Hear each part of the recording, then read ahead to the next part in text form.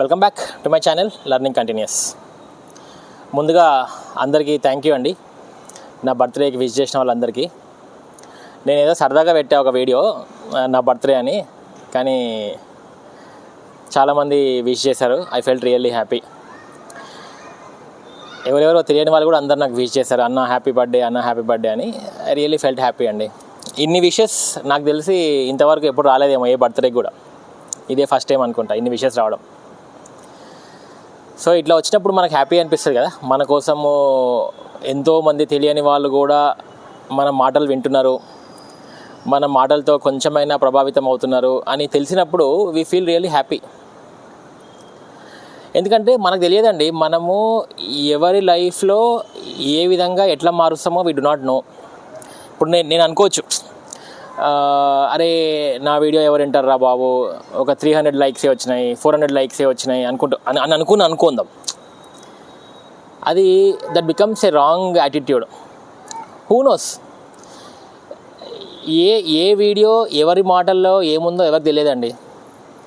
ఎంతోమంది సైలెంట్గా వింటారు, అది వాళ్ళ లైఫ్లో అన్వయించుకోవచ్చు, వాటితో పాజిటివ్ రిజల్ట్స్ చూసుకోవచ్చు. Would not know. సో అట్లా జరుగుతుంది కాబట్టి నేను వీడియోస్ చేస్తూ ఉంటా, ఎందుకంటే నాకు తెలిసింది కొంచెమైనా చెప్దామని. సో అదండి, అది పక్కన పెడదాం. మెయిన్ టాపిక్లోకి వస్తే, ఇప్పుడు మనము మన ఇంట్లో ఉన్నప్పుడు పక్క రూమ్లోనో, సో మన పైన ఫ్లోర్లో కింద ఫ్లోర్లోనో మీ మదరో అన్ననో తమ్ముడో ఉంటే ఏం చేస్తున్నాం, మనం ఎలా పిలుస్తున్నాం? We are calling them. ఫోన్ ద్వారా కాల్ చేస్తున్నాం. కనీసము లేచి 2 అడుగులు కూడా వేయకుండా ఫోన్ చేసి, అమ్మ ఎక్కడున్నావు, ఎవరే ఎక్కడున్నావు, జల్దీ రూమ్కి రా, నేను బెడ్రూమ్లో ఉన్నా, నేను హాల్లో ఉన్నా అని చెప్తున్నాం. అవునా? టెక్నాలజీ వాడుతున్నాం. అట్లనే షాప్కి వెళ్ళాలంటే ఏం చేస్తున్నాం? బండి తీస్తున్నాం, నడుచుకుంటూ పోతున్నామా? కింద ఫ్లోర్కి పోవాలంటే టెక్నాలజీ వాడుతున్నాం, లిఫ్ట్ వాడుతున్నాం. 2 ఫ్లోర్లు అయినా కానీ లిఫ్టే వాడుతున్నాం. బట్టలు ఉతకాలంటే వాషింగ్ మిషన్ వాడుతున్నాం. వంట చేసుకోవాలంటే గ్యాస్ స్టవ్ వాడుతున్నాం, ఫ్రిడ్జ్. ప్రతి ఒక్కటి మనం we are trying to incorporate technology into our lives. అవునా కదా? అంటే because they have made our lives easier. ఒప్పుకోవాల్సిందే కదా, అందరం ఒప్పుకొని తీరాల్సిందే. ఇప్పుడు ఎవరినన్నా మిమ్మల్ని, అరే నువ్వు ఫోన్ వాడకు, డైరెక్ట్గా పోయి మెసేజ్ చెప్పేసిరా, లేకపోతే నడుచుకుంటూ వెళ్ళు, ఎడ్ల బండి మీద వెళ్ళు, సైకిల్ మీద వెళ్ళు అంటే ఊరుకుంటారా అండి? No, we are completely bound with technology. అవునా కదా? ఇది ఒప్పుకొని తీరాల్సిందే. మరి ఈ పాయింట్ నేను ఎందుకు చెప్తున్నానంటే, how is it relevant to our present situation? నేను ఇంతకుముందు చాలా వీడియోస్లో కూడా చెప్పా, ఒరే అబ్బాయిలు కంప్యూటర్స్ నేర్చుకోండి, టైప్ రైటింగ్ నేర్చుకోండి. ఎన్నిసార్లు చెప్పి ఉంటానండి, నాకే గుర్తుంది. కానీ ఇప్పటి వరకు నాకు ఒక్కరు కూడా నన్ను డౌట్ అడగలే, అన్న ఏం నేర్చుకోవాలి, దాంట్లో ఎంఎస్ ఆఫీస్ నేర్చుకోవాలన్నా, వర్డ్ డాక్యుమెంట్ నేర్చుకోవాలన్నా, ఎక్సెల్ షీట్ నేర్చుకోవాలన్నా, ఎక్సెల్ షీట్లో నాకు పలానా డౌట్ వచ్చింది, వర్డ్ డాక్యుమెంట్లో పలానా డౌట్ వచ్చింది, నేను టైప్ రైటింగ్ నేర్చుకుంటున్నా అన్న ఇంతవరకు నాకు చెప్పలేదండి ఎవరు కూడా. అంటే అఫ్కోర్స్ మీరు మీ బిజీలో ఉండొచ్చు, కాదనను. కానీ నేను ఎందుకు మళ్ళీ ఇదే రిపీట్ చేస్తున్నానంటే, there is a reason for it. ఇందాక చెప్పినవే రీజన్. ఇందాక కొన్ని ఎగ్జాంపుల్స్ చెప్పా కదా, మనం టెక్నాలజీకి ఎంత బౌండ్ అయిపోయి ఉన్నామో అదే రీజన్ అండి. ఇప్పుడు ఎట్లా తయారైందంటే, టీజీపీఎస్సీ లాంటి సంస్థలు కూడా they are using ChatGPTs వాడుతున్నాయి, ఆర్టిఫిషియల్ ఇంటెలిజెన్స్ ఏజెంట్స్ వాడుతున్నాయి. దాన్ని మనం ఏఐ ఏజెంట్స్ అంటాం. చాట్ జీపీటీ అనొచ్చు, గ్రాక్ అనొచ్చు, ఇంకా ఎన్ని ఉన్నాయి కదా, జెమినాయ్ ఉంది. ఇట్లా చాలా ఏఐ ఏజెంట్స్ వాడి టీజీపీఎస్సీ లాంటి సంస్థలే క్వశ్చన్ పేపర్ సెట్టింగ్ కానీ, ఎవాల్యుయేషన్ కానీ, ఇప్పుడు మొన్న మాక్ టెస్ట్లు ఎవరు కరెక్షన్ చేశారండి? ఇన్విజిలేటర్స్ చేశారా కరెక్షను? టీజీపీఎస్సీ అనట్లేదు, టీజీపీఎస్సీ నాకు సంగతి నాకు తెలియదు. కానీ బయట ఇన్స్టిట్యూషన్స్, అశోక్ నగర్లో నాకు తెలుసు చాలా ఇన్స్టిట్యూషన్స్ ఏఐలో సబ్మిట్ చేసేస్తే ఏఐ కరెక్షన్ చేసింది. వాళ్ళే ఒప్పుకున్నారు, ఇన్స్టిట్యూషన్స్ వాళ్ళే ఒప్పుకున్నారు. అంటే ఒక రాజ్యాంగ సంస్థలు ఇన్స్టిట్యూషన్సే ఏఐని అంతగా వాడుతున్నప్పుడు మనము ఇంకా చేత్తో రాస్తా, పెన్తో రాస్తా, పేపర్ మీద రాస్తా అంటే అది ఎంతవరకు మనము సిచ్యువేషన్కి తగ్గట్టు ప్రిపేర్ అవుతున్నామండి మీరు చెప్పండి. మళ్ళీ చెప్తున్నా, మెయిన్స్కి కాదండి, నేను ఐఎమ్ నాట్ టాకింగ్ అబౌట్ మెయిన్స్కి సచ్చినట్టు కంప్యూటర్ అవతల పడేసి మీరు పెన్ను పేపర్ పట్టుకొని రాయాల్సిందే, ఆప్షనే లేదు. Until and unless TGPSC hand written తీసేసి ఏమైనా కంప్యూటర్ పెడితే తప్ప. నేను ఐఎమ్ టాకింగ్ అబౌట్ ప్రిలిమ్స్. ఎందుకు ఇంత చెప్తున్నానంటే, ఇప్పుడు ప్రిలిమ్స్ పేపరు ఒకప్పుడు ఏం చేసేదండి, సెటప్ చేయడం అంటే సచ్చినట్టు అందరు కూడా ఎవరైతే పేపర్ సెట్టర్స్ కూడా ఏం చేయాలి, మ్యాక్సిమం న్యూస్ పేపర్స్ తీసుకొని కూర్చొని వాళ్ళే సెటప్ చేయాలి.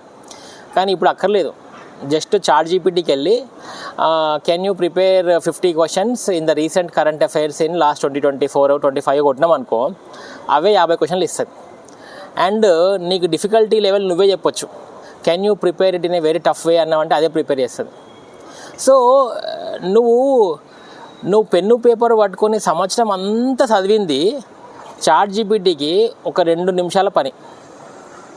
నువ్వు అంతసేపు జమ చేసుకుంది పెన్ను పేపర్ బట్టి బుక్ మీద ఆ పాయింట్ రాసి, ఈ పాయింట్ రాసి, అది రాసి, ఇది రాసి పెట్టుకున్నదంతా చాట్ జీపీటీకి 1 నిమిషం పని, 1 నిమిషం.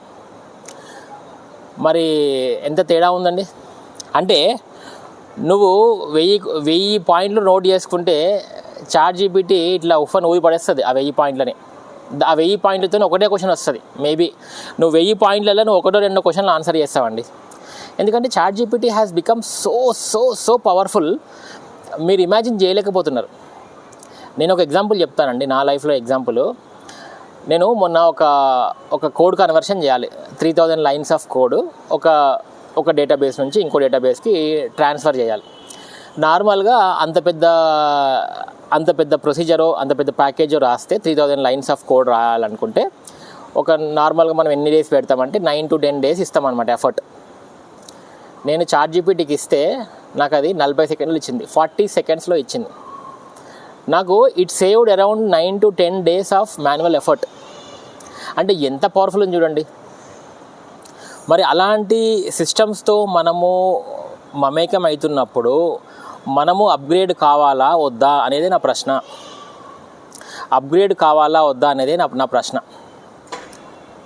అప్గ్రేడేషన్ అంటే ఏంటి అని అంటే, కంప్యూటర్స్ నేర్చుకొని తీరాల్సిందే, ఆప్షన్ లేదు. కంప్యూటర్స్ నేర్చుకొని తీరాల్సిందే. ఇప్పుడు గవర్నమెంట్ ఆఫీసులలో కంప్యూటర్ తీసేస్తే ఎంత గొడవ అవుతుందండి, ఒప్పుకుంటారా? ఒకప్పుడు 1990s చంద్రబాబు నాయుడు వచ్చినప్పుడు కంప్యూటర్స్ పెడితే అందరు గోల చేశారు, మా కంప్యూటర్స్ వద్దు, ఉద్యోగాలు పోతాయంట అని గొడవ చేశారు. అప్పుడు అట్లా అన్నారు కదా అని ఇప్పుడు తీసేయండి చూద్దాం, కంప్యూటర్స్ వద్దనండి చూద్దాం, పెద్ద గొడవ అవుతుంది బయట. అంటే ఆఫీస్ పరంగానే కాదండి, మనమైనా ఇప్పుడు మీకు మొబైల్ రేపటి నుంచి మీకు వాడొద్దు అని ఒక కండిషన్ పెట్టినాం అనుకో, ఎట్లయితుందండి పరిస్థితి? ఆగమాగం అవుతుంది, అవునా కదా? మొబైల్ కానీ ట్యాబ్ కానీ వాడొద్దు అన్నామంటే మన పరిస్థితి ఏంటి? గోల చేస్తాం. మరి ఇంత అలవాటైన ప్రాణానికి మనం ఎందుకు నేర్చుకోవట్లేదు, ఎందుకు చేయట్లేదు అనేది నా ప్రశ్న.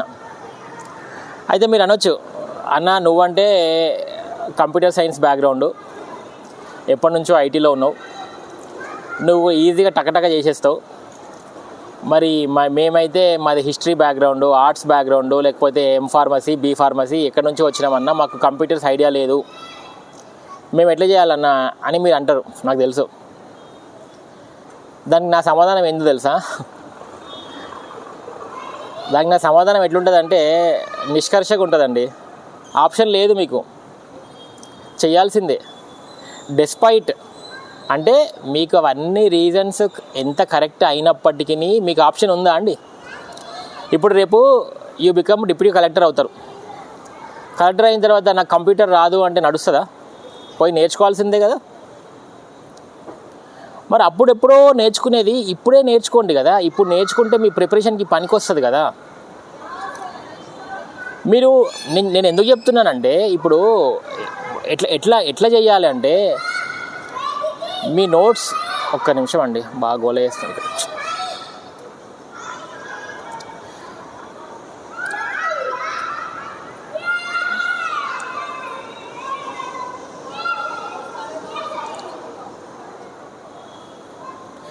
Sorry for the break. అయితే ఎట్లా చేయాలి, ఏం చేయాలి అని అంటే, మీరు రోజు చదువుతున్న పాయింట్స్ ఏవైతే ఉన్నాయో సిస్టమ్ మీదనే చదవండి.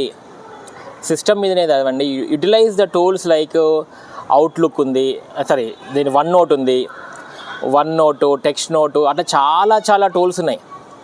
ఎంఎస్ ఆఫీస్ వర్డ్ డాక్యుమెంట్స్ ఉన్నాయి, ఎన్నో ఉన్నాయి. మీరు అట్లా చదవాలి, ఇట్లా కాపీ పేస్ట్ చేసుకోవాలి, చదవాలి కాపీ పేస్ట్ చేయాలి. కొత్త కంటెంట్ కనబడితే టైప్ చేసుకోవాలి. టైపింగ్ నాకు రాదు అన్నా, నేను ఒకటే వేలుతోనే మొత్తం కీబోర్డ్ అంతా నొక్కుతా అంటే నేను ఏం చేయలేను. మన సొసైటీలో కొన్నిటికి జాలి పడవచ్చు, కానీ ఇలాంటి వాటికి జాలి పడలేము. ఏం చేయగలుగుతాను చెప్పండి, నేను ఏం చేయగలుగుతాను? నేనైనా మీరైనా ఏం చేయగలుగుతారు? ప్రపంచం అంతా ఉరుకుతుంటే, ప్రపంచం అంతా ఫోన్లు వాడుతుంటే, ప్రపంచం అంతా బండ్లు వాడుతుంటే, నేను నడుచుకుంటూ పోతా, నేను ఉత్తరం రాస్తా అంటే ఎట్లుంటుందో ఇది కూడా అట్లే ఉంటుంది. మీరు అక్కడ ఆ లెవెల్లో అప్గ్రేడ్ అయిన వాళ్ళు ఈ లెవెల్లో ఎందుకు అప్గ్రేడ్ కారండి? ఒప్పుకుంటారా? మీరు ఫోన్ వాడకండి. ఒకప్పుడు మనం ఇన్లాండ్ లెటర్స్ రాసేవాళ్ళం 75 పైసలు. ఇప్పుడు రాస్తారా? లెటర్ రాస్తారా? ఇప్పుడు నడుచుకుంటూ పోతారా? అంటే మనకు ఆప్షన్ లేదు. మనం చచ్చినట్టు మనం ఫాలో కావాల్సిందే సిస్టమ్ని. ఇప్పటికైనా చేయండి, ఇప్పటికైనా నేర్చుకోండి. మీరు రోజుకి ఒక్క పేజ్ టైపింగ్ నేర్చుకున్నా పర్వాలేదు, కొంచెమైనా పర్వాలేదు, హాఫ్ పేజ్ అయినా పర్వాలేదు. Over a period of time 2-3 మంత్స్లో మీరు గట్టిగా చేస్తారు. నెక్స్ట్ పాయింట్, అన్న నా దగ్గర సిస్టమ్ లేదన్నా, అంటే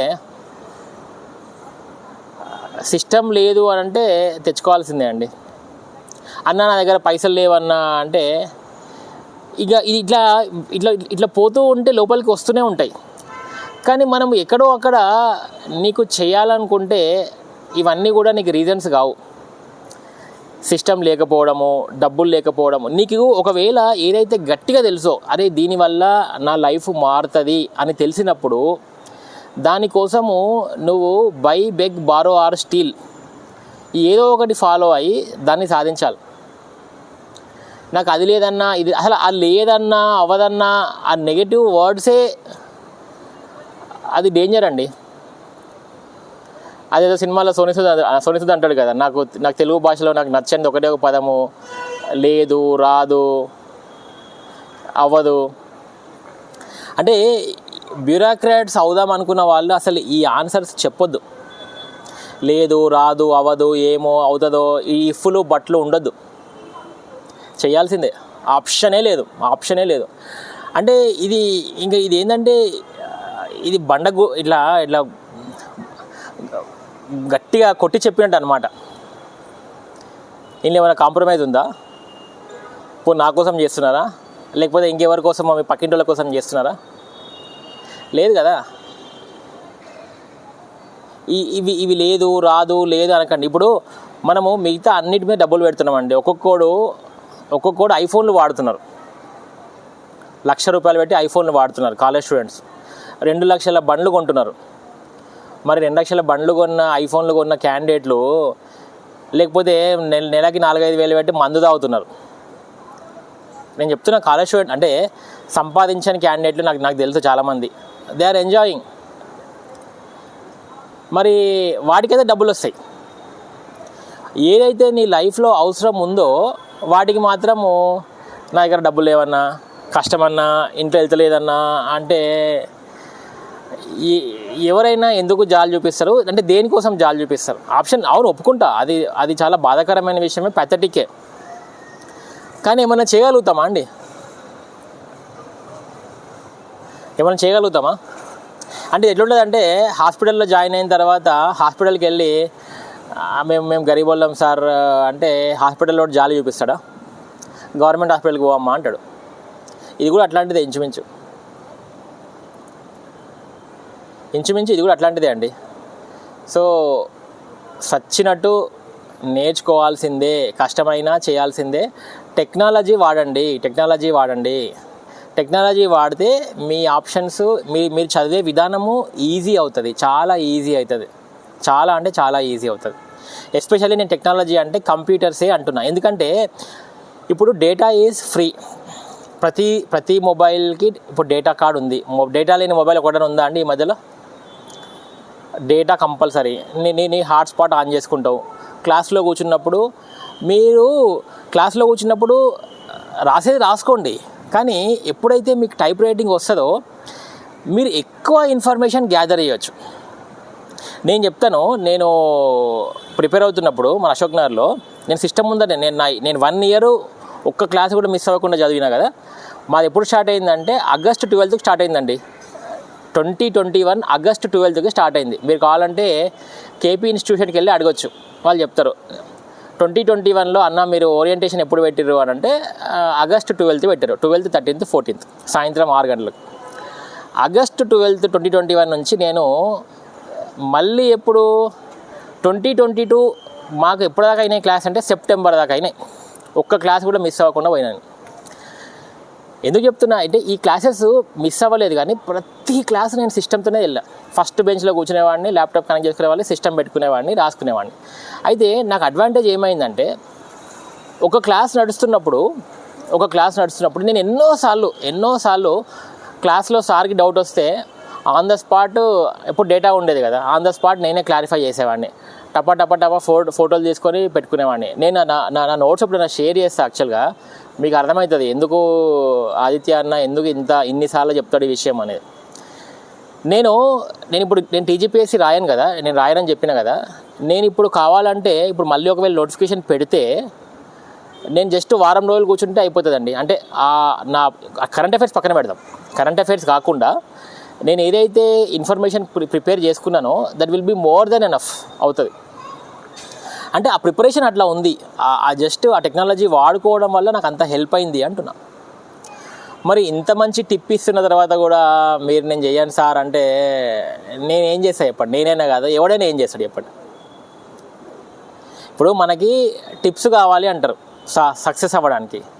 టిప్స్ ఇస్తేనేమో ఫాలో గారు, దానికి రీజన్స్ చెప్తారు.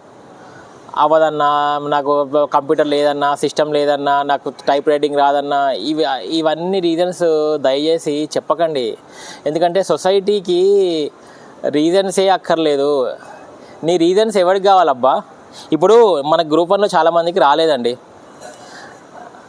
మీరు బయట పోయి చెప్పారనుకో, అరే అవునా 2 మార్కులతో పోయిందా, 5 మార్కులతో పోయిందా అని మన ముందర పెదవి అది కొంచెం బాధపడినట్టు చేస్తారు. అయ్యో 440 వచ్చినాయా, అరే కొంచెం అయితే మిస్ అంటారు. కానీ వెనకకు పోయి ఏమంటారు, వాడు బొందలే, వాడు ఏం చదివిండు అని అంటారు. సో అల్టిమేట్గా people want success, they don't want reasons. నీ రీజన్స్ ఎవరికి కావాలి? Board reasons.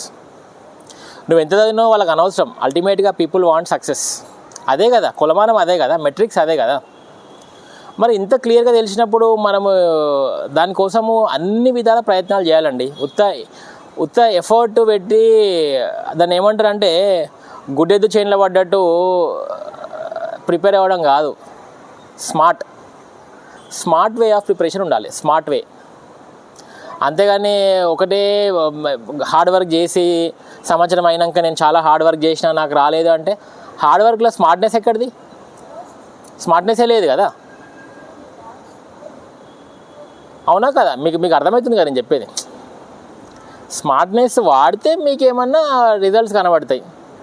ఇంకా పాత చింతకాయ పచ్చడిలాగానే నేను ఇంకా పేపర్ మీద రాస్తా, పెన్నుతో రాస్తా, నేను గోడ కతక పెట్టుకుంటా అంటే అవి కొంతవరకు పర్వాలేదు. కానీ కాలం మారింది, మనం కూడా కాలంతో మారాలి.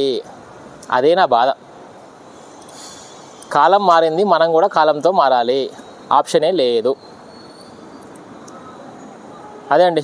ఇక ఎంత మొత్తుకున్నా మళ్ళీ ఇదే పాయింట్, దీన్ని అటు తిప్పి చెప్తా అంతే, అంతకంటే ఏం లేదు. ఇప్పటికీ నాకు తెలిసి నేను ఈ పాయింట్ 4-5 సార్లు చెప్పినట్టున్నాను నా వీడియోస్లో. కానీ చెప్తా, ఏం పర్వాలేదు, ఇంకా 2-3 సార్లు కూడా చెప్తా. ఎందుకంటే ఇది చాలా యూస్ఫుల్ అండి. నేను 4 సార్లు చెప్తే మీరు తిట్టుకుంటారేమో, కానీ ఇది మీకు పనికొచ్చే విషయం. ఇది పనికొచ్చే విషయము, నాకు స్వయంగా హెల్ప్ అయిన విషయం కాబట్టి మీకు మళ్ళీ చెప్తున్నా. మీరు ఇక చేస్తారా చేయరా అనేది మీ మోటివేషన్ లెవెల్స్ మీద ఆధారపడి ఉంటాయి. మళ్ళీ చెప్తున్నా, మీరు చేస్తారా చేయదనేది మీ మోటివేషన్ లెవెల్స్, మీ యాటిట్యూడ్ మీద ఆధారపడి ఉంటుంది. అట్లా ఎవరైనా నాకు ఇది హెల్ప్ అయింది అన్నప్పుడు తెలివిగలవాడు ఏం చేస్తాడంటే దాన్ని తీసుకొని వాడు దాంట్లో యాడ్ చేసుకుంటాడు, ఇక మిగతా వాళ్ళు దాన్ని లైట్ చేసుకుంటారు అట్లా. అదే అండి. Thank you very much for watching my video. Hope you will all do what I say. ఇందాక చెప్పినట్టు కొన్ని అయినా ఫాలో అవుతారని నేను అనుకుంటున్నా. Thank you again. This is ఆయితే బొమ్మ సైనింగ్ ఆఫ్.